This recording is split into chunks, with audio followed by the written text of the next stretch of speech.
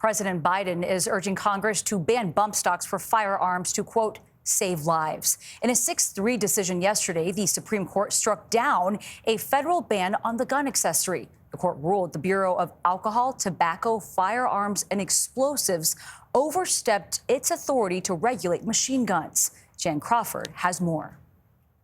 Keep your head down. Go. The ban on bump stocks took effect 5 years ago after they were used in the Las Vegas shooting that killed 60 people. To ban all devices that turn illegal weapons into machine guns. Then President Trump directed the ATF to ban the devices, which allow semi-automatic rifles to fire hundreds of bullets in a minute by classifying them as machine guns. The stock bumps back and forth between the shooter's shoulder and trigger finger, allowing for rapid fire.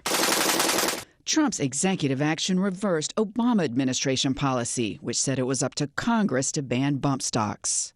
But in the 6-3 decision, the Supreme Court said Trump got it wrong and that bump stocks don't fit under a 1934 law regulating machine guns. Writing for the majority, Justice Clarence Thomas detailed how the ATF on more than 10 separate occasions and over several administrations concluded that a semi-automatic rifle equipped with a bump stock is not a machine gun because it cannot fire more than one shot by a single function of the trigger.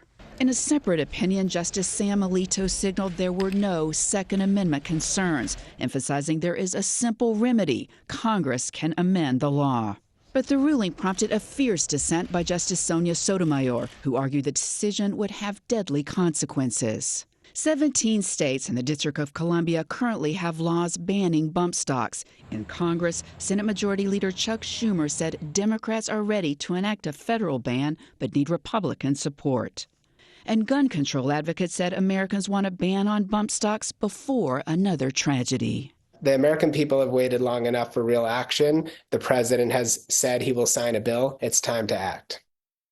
Now, we're still waiting on a decision in another gun rights case that does raise Second Amendment concerns. That one asks whether the government can ban a person under domestic violence restraining order from having a gun. We expect that decision and all the rest of them sometime between now and the next 2 to 3 weeks.